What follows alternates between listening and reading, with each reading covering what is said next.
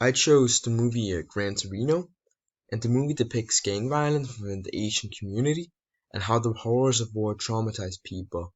And I feel like the movie has a really good grasp on how war not only traumatizes you, but how it also affects the people around you. In the movie, we see how Walt's family push him aside and abandon him because of how he acts, and he acts that this way because of what he did in his past. In the movie, Walt says, "The thing that haunts a man the most is what he isn't ordered to do."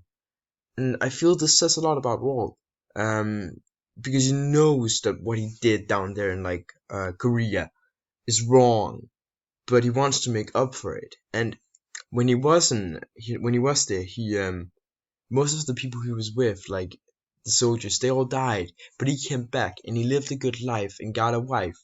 So if he feels like he has to make do for all of the horrible things he did, and that's why he's willing to sacrifice himself for these children from a group of people that he normally hated, that he formerly hated and marginalized.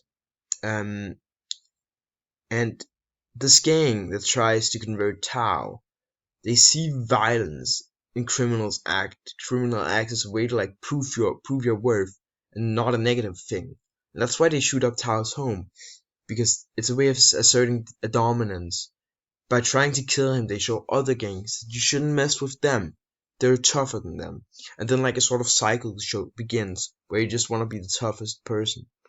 And we also see how Ward locks Tao in the basement because he knows that violence only leads to regret, so he has to stop it, and he does it to help Tao. And the movie also uses violence to show how bad like the world really can be, and they show how you should combat it with intelligence and compassion instead of like an eye for an eye, which they do in the Jewish religion, where they just try to like beat each other down instead of trying to show that they're better than each other and helping.